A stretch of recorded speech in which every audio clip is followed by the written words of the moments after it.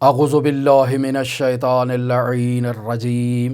बिस्मिल्लाहिर रहमानिर रहीम। अल्हम्दुलिल्लाहि रब्बिल आलमीन। अस्सलातु वस्सलामु अला अशरफिल अंबियाइ वल मुरसलीन व अला आलिहि तय्यबीन ताहिरीनल मासूमीन अल्लज़ीना अज़हबल्लाहु अन्हुमुर रिज्सा व तहहरहुम तत्हीरा।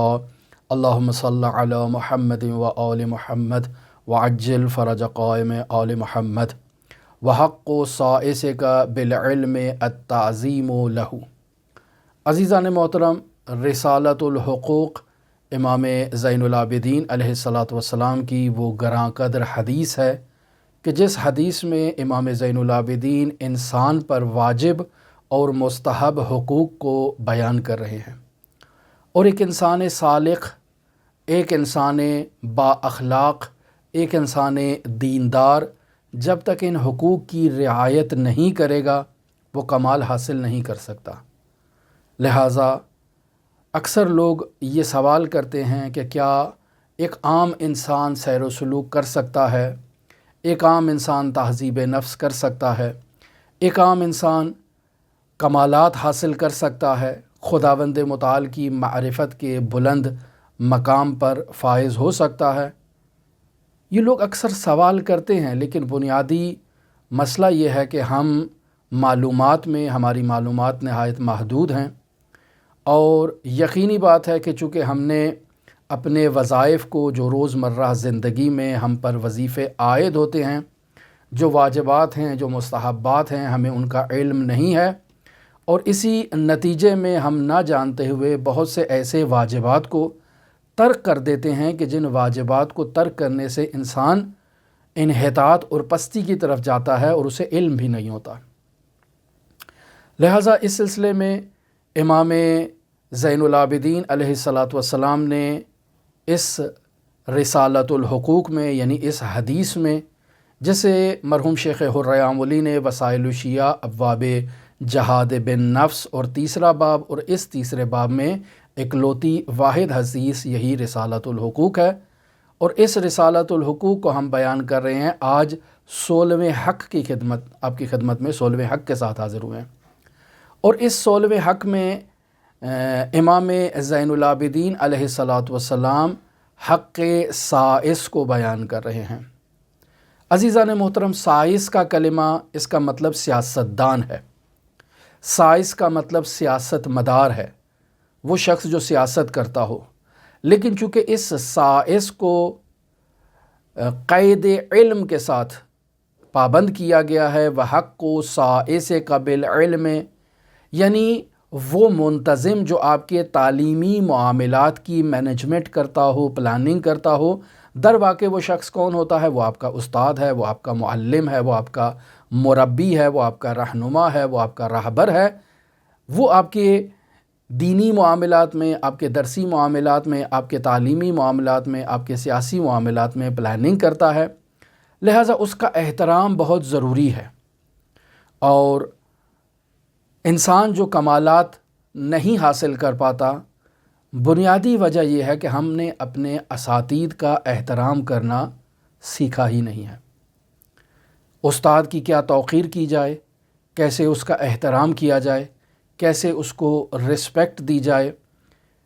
क्या उसके लिए किया जाए कि इंसान उसका एहतराम करके खुदावंद मुताल का क़ुर्ब हासिल कर सके,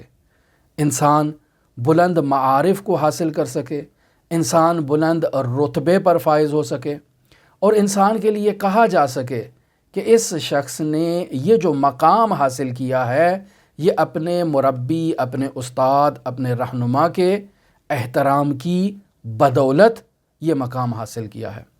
हक़ के उस्तादी को अदा करने के बाद ही इंसान कुछ हासिल कर सकता है। लिहाजा इमाम ज़ैनुल आबिदीन अलैहिस्सलातु वस्सलाम यहाँ आदाब बयान कर रहे हैं कि एक मुरब्बी के, एक उस्ताद के क्या हुकूक़ होते हैं, जो आपकी ज़िंदगी की प्लानिंग कर रहा है, जो आपकी ज़िंदगी के रहनुमा उसूल तदवीन कर रहा है और आपको बता रहा है कि अगर आप सआदत तक पहुँचना चाहते हैं, अगर आप तौहीद के बुलंद मर्तबे पर फाइज़ होना चाहते हैं, اگر آپ سیر و سلوک کے بلند رتبے پر فائز ہونا چاہتے ہیں تو آپ کو یہ امور انجام دینا ہوں گے۔ یہ شخص جو آپ کو اتنی خدمت کر رہا ہے، اس کا اتنا حق تو بنتا ہے کہ آپ اس کی تعظیم کریں، آپ اس کا احترام کریں، آپ اس کی گفتگو کو نہایت غور سے اور نہایت ادب سے سماعت کریں، باقاعدگی کے ساتھ اس کی گفتگو کو سنا جائے اور باقاعدہ اس سے رابطے میں رہا جائے، اس کی خدمت کی جائے، چاہے مال کے ذریعے سے اس کی خدمت کر سکتے ہیں، چاہے کسی بھی عنوان سے اس کی خدمت کر سکتے ہیں، اس کو رسپیکٹ دی جائے۔ یہ بہت ضروری ہے۔ اگر انسان یہ نہیں کرتا تو انسان کبھی سعادت مند نہیں ہو سکتا۔ جب انسان اپنے استاد کی خدمت کرے گا تبھی تو جا کر استاد کی دعائیں لے گا۔ علم صرف کتابوں میں موجود نہیں ہے، بلکہ استاد کی خدمت میں علم کا ایک بہت بڑا ذخیرہ موجود ہے۔ ہمارے ایک استاد اپنے درس میں یوں بیان کیا کرتے تھے کہ میں استاد کے پاس جب جاتا تھا تو ہم بسا اوقات آدھا صفحہ کتاب سے پڑھا کرتے تھے، لیکن میں استاد کے گھر کے تمام کام بھی کیا کرتا تھا۔ بازار سے سودا سلف لے کر آنا، استاد کی ضروریات کو پورا کرنا، استاد کے گھر کوئی مہمان آ گیا تو اس کی خدمت کرنا، اور جو بھی خدمت کے مواقع میرے لیے ممکن تھے میں ان کی خدمت کیا کرتا تھا۔ تو ایک دن استاد نے مجھے کہا کہ آپ نے تو جو ہے وہ ہم آپ کے لیے باعث زحمت ہو گئے ہیں کہ آپ یہاں آتے ہیں درس پڑھنے کے لیے، کچھ سیکھنے کے لیے، لیکن اس قدر مصروفیت رہتی ہے، مہمانوں کا آنا جانا ہے، لوگوں کا رجوع ہے، اور ایسے میں ہم آپ کو زیادہ نہیں پڑھا سکتے اور آپ کا وقت ضائع ہوتا ہے۔ تو یہ شاگرد کہتے ہیں کہ میں نے استاد سے کہا میں صرف کتاب پڑھنے نہیں آتا ہوں، میں آپ کی اس خدمت کے نتیجے میں جو کمالات حاصل کر رہا ہوں وہ اس کتاب کے آدھے صفحے سے کئی گنا زیادہ ہیں۔ در واقع وہ اسی مطلب کی طرف اشارہ کر رہے تھے کہ استاد کا حق بہت بلند ہے، جسے امام زین العابدین علیہ السلام نے اس رسالۃ الحقوق میں بیان کیا۔ یا اس کے علاوہ مرحوم خواجہ نصیر الدین طوسی رحمۃ اللہ علیہ نے آداب المتعلمین میں بھی استاد کی تعظیم سے متعلق مطالب کو بیان کیا۔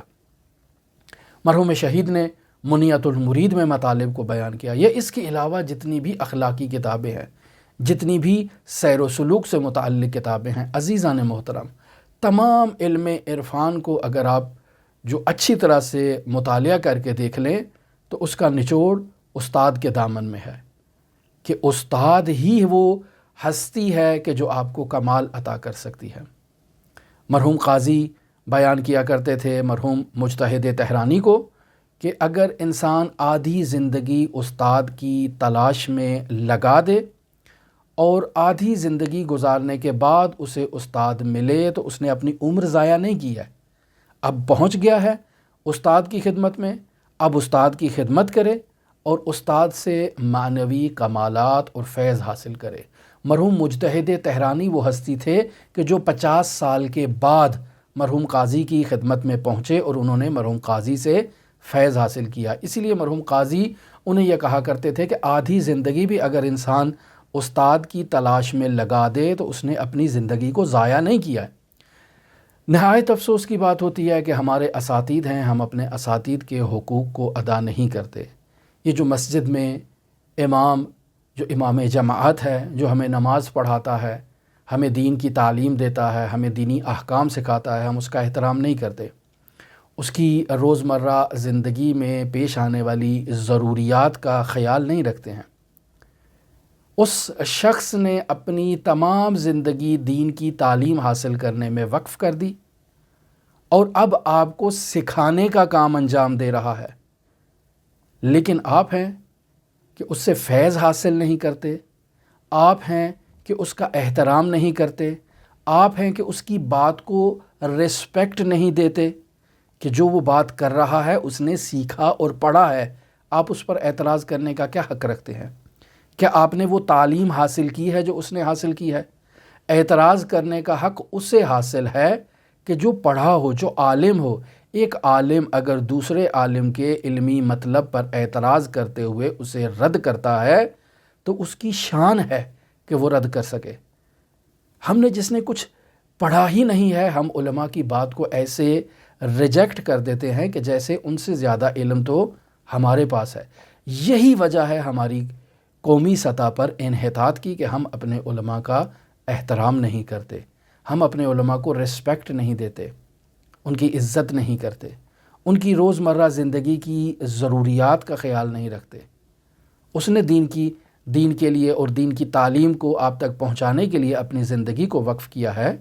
تو آپ کی ذمہ داری ہے کہ آپ کی زندگی میں جو خمس ہے، جو زکوٰۃ ہے، جو آپ کی زندگی میں ایسی خیرات ہے، وہ آپ اس تک پہنچائیں،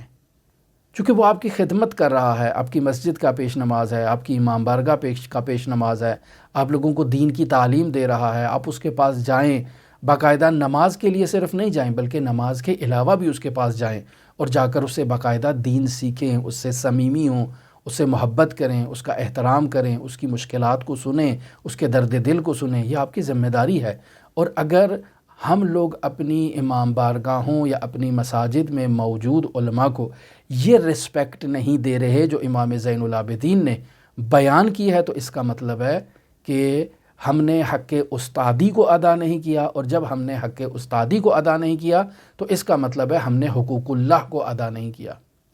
جب ہم نے حقوق اللہ کو ادا نہیں کیا تو یہ جو ہماری زندگی میں مشکلات آپ دیکھ رہے ہیں، یہ جو بیماریاں ہیں، یہ مصیبتیں ہیں، یہ آفات ہے، یہ قحط ہے، یہ جو اقتصادی مشکلات ہیں،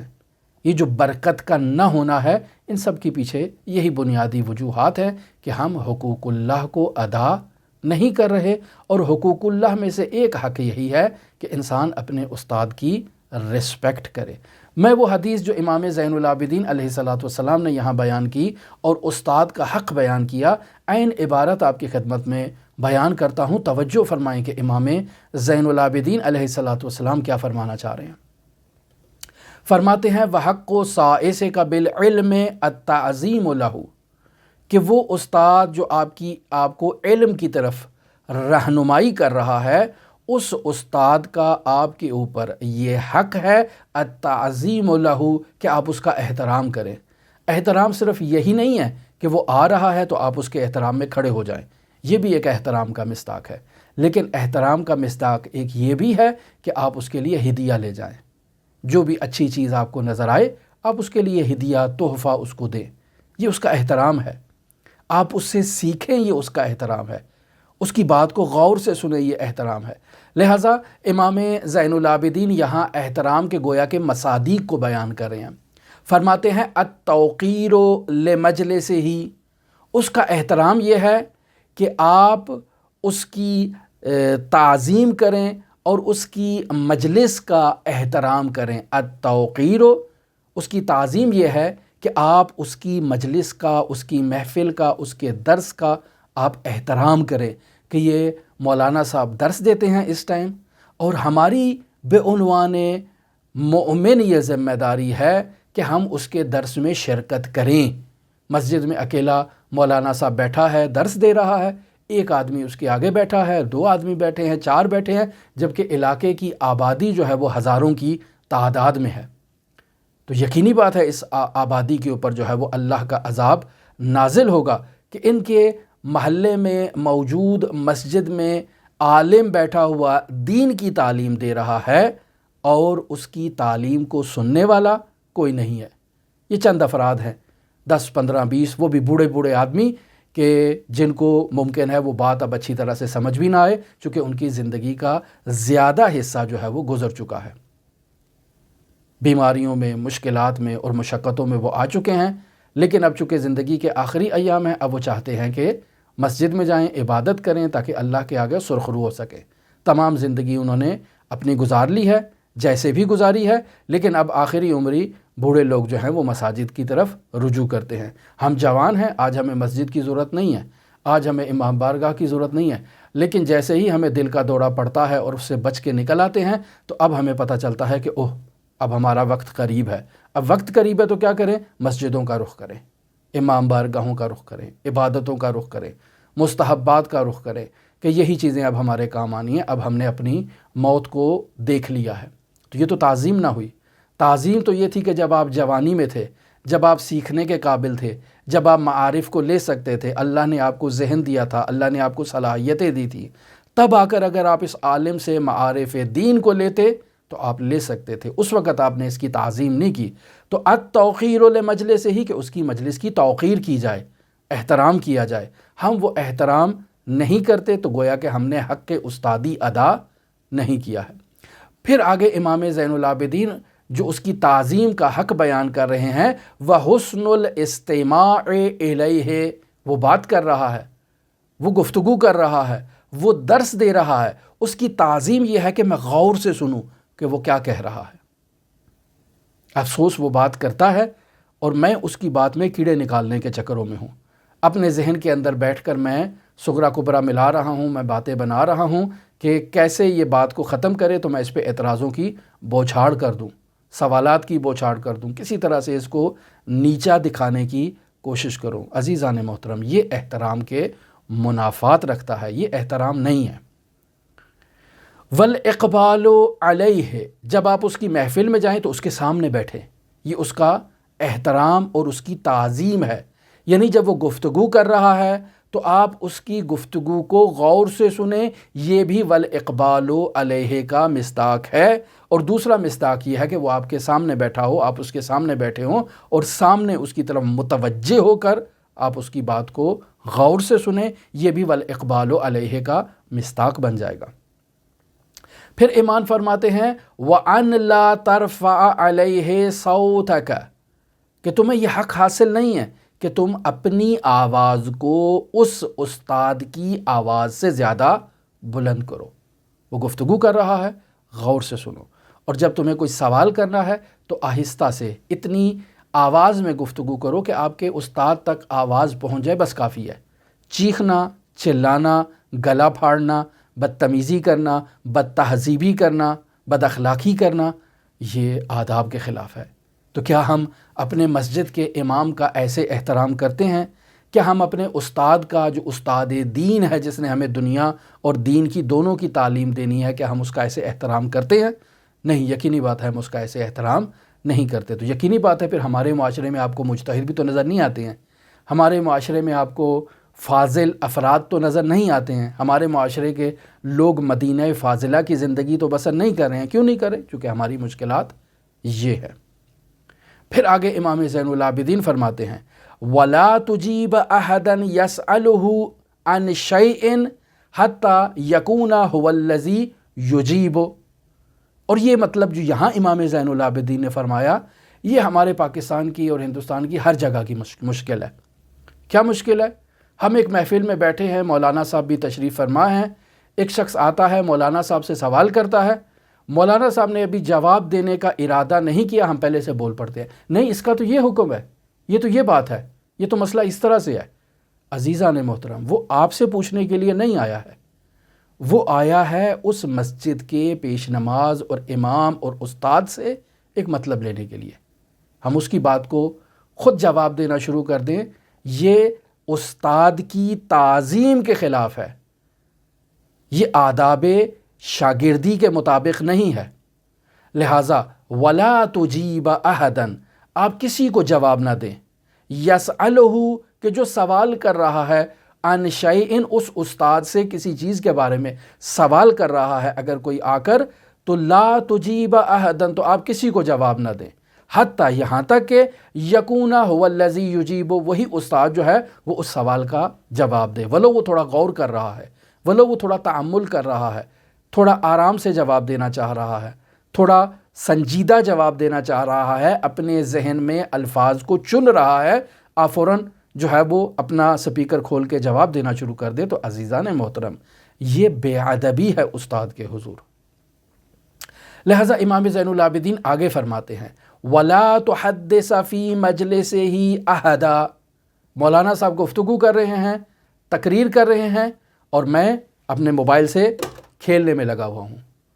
میں ادھر ادھر کے افراد سے گفتگو میں مصروف ہوں، میرے ساتھ جو افراد موجود ہیں میں ان افراد سے گفتگو میں مصروف ہوں۔ یہ آداب محفل کے خلاف ہے، استاد کا اس طرح سے احترام نہیں کیا جاتا، اس طرح سے استاد کی بے توقیری نہیں کی جاتی جس طرح سے بطور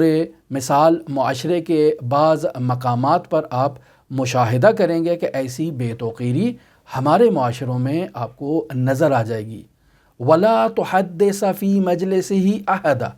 اس کی محفل میں، اس کی مجلس میں بیٹھے ہوئے آپ کسی دوسرے سے گفتگو نہ کریں، یعنی آپ کی توجہ مکمل طور پر استاد کی طرف ہونی چاہیے۔ یہاں یہ کہنا چاہ رہے ہیں بس اگر ہماری توجہ کو ہٹانے کے لیے موبائل اور موبائل میں موجود سافٹ ویئرز اور گیمیں اور اس طرح کی چیزیں ہیں، مولانا تقریر کر رہے ہیں، آپ کو دین کے آداب اور دین کی تعلیم بتا رہے ہیں، آپ وہاں بیٹھے ہوئے ہیں اور وہیں پر اپنے موبائل سے کھیل رہے ہیں، فیس بک پر چیٹ کر رہے ہیں، فیس بک پر کومنٹ لگا رہے ہیں، یا ادھر ادھر جو ہے وہ مختلف سائٹوں کی گردش کر رہے ہیں کہ میں کان سے سن رہا ہوں لیکن ہاتھوں سے سنتے تو نہیں ہیں، سنتے تو کان سے ہیں، لہٰذا میں سن رہا ہوں، اتنا کافی نہیں عزیزان محترم۔ یہاں وَلَا تُحَدِّثَ فِي مَجْلِسِهِ أَحَدًا کہ اس کی مجلس میں کسی سے گفتگو نہ کرو، اس کا مصداق یہ بھی بنتا ہے کہ اس کی موجودگی میں جب وہ گفتگو کر رہا ہے، جب وہ درس دے رہا ہے تو آپ اپنا روحانی رابطہ اس استاد کے ساتھ برقرار کریں، یعنی کاملاً اس کی طرف متوجہ ہوں۔ وَالْإِقْبَالُ عَلَيْهِ کا یہی مطلب ہے کہ آپ اس کی طرف متوجہ ہوں اور کسی سے گفتگو نہ کریں، اور اپنے جو موبائل ہیں، جو سافٹ ویئر ہیں، ان کو پاور آف کر کے آپ مسجد میں جائیں تاکہ مکمل طور پر آپ اپنی روحانی تربیت کر سکیں۔ پھر امام زین العابدین تعظیم کا ایک اور مصداق بیان کر رہے ہیں، وَلَا تَغْتَابَ عِنْدَهُ أَحَدًا، جب آپ کسی استاد کے پاس بیٹھے ہیں تو اس کے سامنے بیٹھ کر کسی کی غیبت مت کریں۔ اگر آپ کسی کی غیبت کرتے ہیں تو یعنی آپ نے اس کی تعظیم نہیں کی ہے، اس کی محفل نورانیہ کو گناہ سے آلودہ کر دیا ہے۔ وہ جو تربیت کر رہا تھا افراد کی، اس تربیت میں ایک کلمہ غیبت کے آنے سے وہ تمام محفل آلودہ ہو گئی، اب وہ محفل برخاست ہونی چاہیے۔ مرحوم مفسر عظیم الشان کا ہم نے واقعہ پہلے نقل کیا، آیت اللہ فاطمیہ جن کا انتقال ہو چکا، خداوند متعال ان پر اپنی رحمت نازل فرمائے، ان کے درجات بلند کرے، وہ فرماتے تھے کہ جوانی کے عالم میں مفسر عظیم الشان قرآن مجھے درس دینے کے لیے تشریف لایا کرتے تھے میرے حجرے میں، میرے کمرے میں۔ ایک روز مفسر عظیم الشان جب اس کمرے میں آئے تو مجھے کہا کہ آج اس کمرے کا ماحول جو ہے وہ تبدیل ہے، یہاں کیا مسئلہ ہے، یہاں کوئی ایسی چیز ہوئی ہے؟ تو آیت اللہ فاطمیہ کہتے ہیں کہ یہاں کچھ افراد اور کچھ علماء آپ کی تشریف لانے سے پہلے موجود تھے جو گفتگو کر رہے تھے اور کسی کی ظاہراً غیبت کر رہے تھے۔ تو مفسر عظیم الشان کہتے ہیں کہ آپ نے ان کو منع کیوں نہیں کیا؟ کہا وہ مجھ سے بڑے تھے، تعلیمی اعتبار سے سینئر تھے، اس وجہ سے میں نے انہیں منع نہیں کیا۔ تو مفسر عظیم الشان کہتے ہیں کہ اب یہ کمرہ تعلیم حاصل کرنے کے قابل نہیں رہا، اب اس کمرے سے آپ شفٹ ہو جائیں، تبدیل کر دیں، کسی دوسرے کمرے میں جا کر درس پڑھیں۔ تو عزیزان محترم، اس قدر اہمیت ہے اس محفل کی جہاں انسان مکارم اخلاق لینے کے لیے آتا ہے، جہاں انسان تہذیب نفس لینے کے لیے آتا ہے، جہاں انسان مدارج عالیہ طے کرنے کے لیے آتا ہے، جہاں انسان اللہ کی عبادت کرنے کے لیے آتا ہے۔ اگر اس مکان پر سیاسی جلسے ہوں اور سیاست مدار ایک دوسرے کی غیبت کریں، چاہے وہ دینی سیاست مدار ہوں، چاہے وہ دنیاوی سیاست مدار ہوں، اگر وہ ایک دوسرے کی غیبت کریں، بہتان لگائیں، تہمت لگائیں، یا اگر ایسا سیاسی جلسہ نہیں بھی ہوتا، وہاں پر کوئی اور ایسی محفل اس مسجد میں یا اس امام بارگاہ میں منعقد ہوتی ہے کہ جہاں پر غیبت ہوتی ہے، تو اب وہ امام بارگاہ کو آپ نے آلودہ کر دیا ہے غیبت کے نتیجے میں۔ اب وہاں جو معارف اسلامیہ تعلیم دے گا استاد، اس کا کیا اثر ہوگا شاگردوں کے اوپر؟ لہٰذا وَلَا تَغْتَابَ عِنْدَهُ أَحَدًا، آپ اس کی محفل میں کسی کی بھی غیبت کرنے کا حق نہیں رکھتے، وگرنہ وہ تمام محفل آلودہ ہو جائے گی اور اس محفل کو برخاست کرنا پڑے گا۔ وَأَن تَدْفَعَ عَنْهُ إِذَا ذُكِرَ عِنْدَكَ بِسُوءٍ، یعنی جب تمہارے سامنے تمہارے استاد کی کوئی شخص آ کر برائی کرتا ہے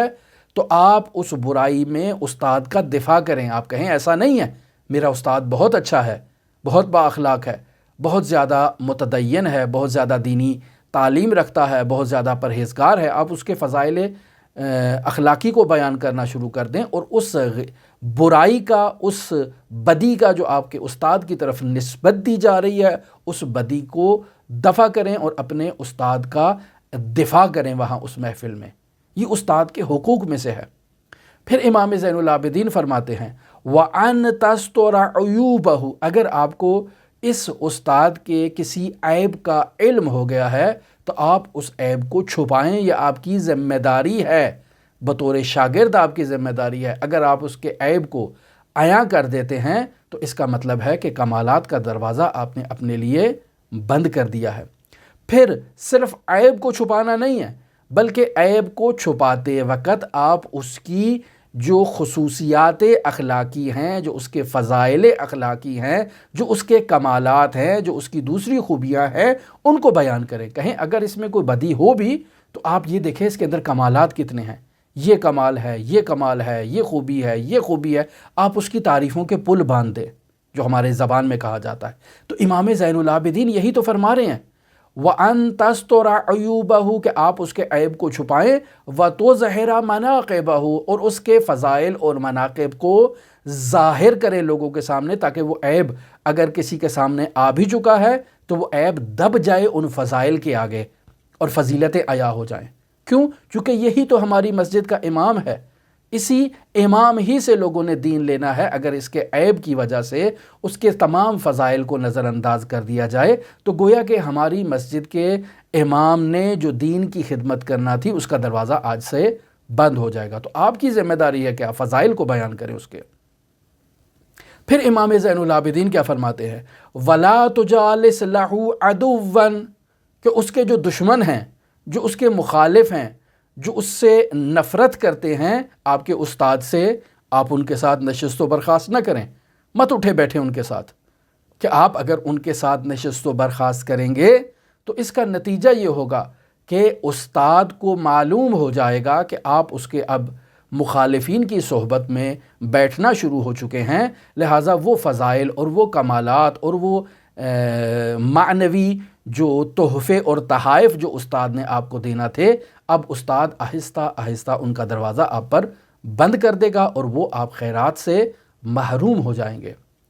پھر امام زین العابدین کیا فرماتے ہیں وَلَا تُعَادِيَ لَهُ وَلِيًّا، یعنی اس کے جو دشمن ہیں ان دشمنوں کو آپ اپنا دوست مت بنائیں۔ یہ آداب شاگردی کے خلاف ہے کہ کوئی آپ کے استاد کی مخالفت کر رہا ہے تو پہلے تو آپ اس کی محفل میں جا کر بیٹھ جاتے ہیں اور پھر بعد میں آپ اس مخالف سے دوستی بھی کرنا شروع کر دیتے ہیں، تو یقینی بات ہے کہ ایسے میں آپ کے اوپر وہ عنایات استاد کی بند ہو جائیں گی۔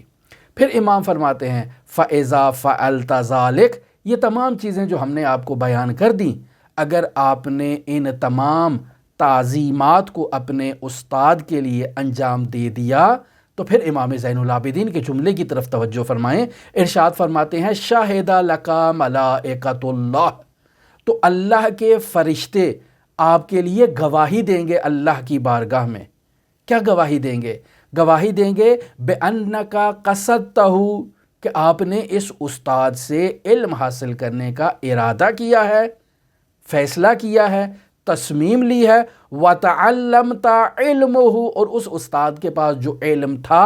آپ نے اس تمام علم کو اس استاد سے حاصل کیا، لیکن کس کے لیے حاصل کیا؟ للہ جل اسمہ، اللہ تبارک و تعالیٰ کی خوشنودی کے لیے آپ نے اس علم کو حاصل کیا ہے۔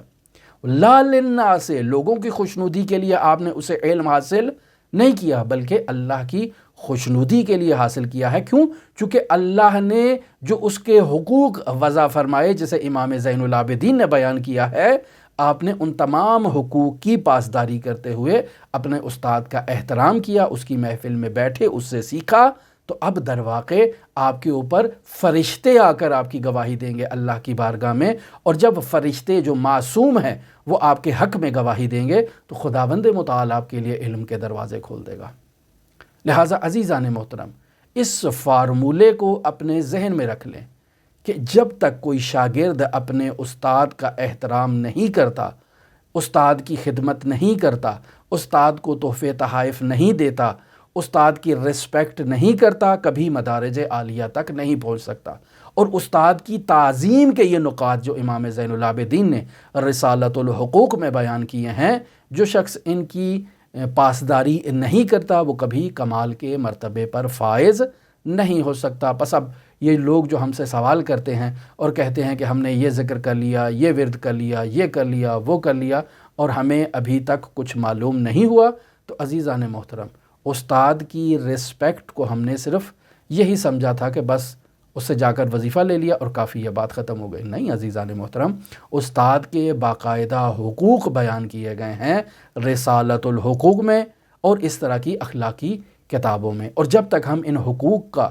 جو ہے وہ احترام نہیں کریں گے اور ان کی پاسداری نہیں کریں گے،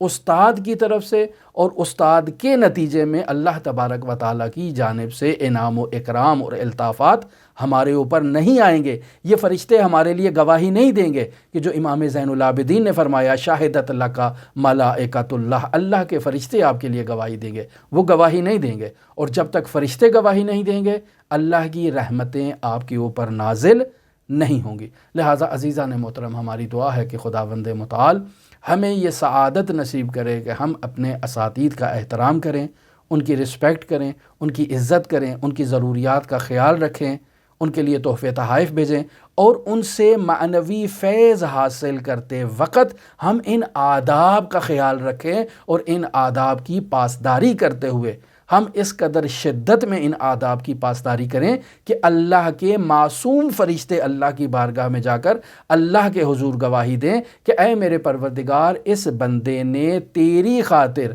اس استاد کا احترام کیا، اور وہ علم جو تیرا علم تھا اس استاد کے پاس، وہ انہوں نے تیری خوشنودی اور جو تجھ تک پہنچنے کے لیے اس استاد سے حاصل کیا ہے، لوگوں کی خوشنودی کے لیے حاصل نہیں کیا، لہٰذا اللہ تبارک و تعالی رحمت کے دروازے کھول دے گا۔ خداوند متعال ہمیں یہ سعادت نصیب کرے۔ آپ تمام عزیزان کے لیے امام علی ابن موسیٰ الرضا علیہ الاف و تحیت و ثنا کی نورانی بارگاہ میں نائب الزیارہ بھی ہیں اور دعاگو بھی ہیں۔ اللہم صلی علی محمد و آل محمد وعجل فرج قائم آل محمد۔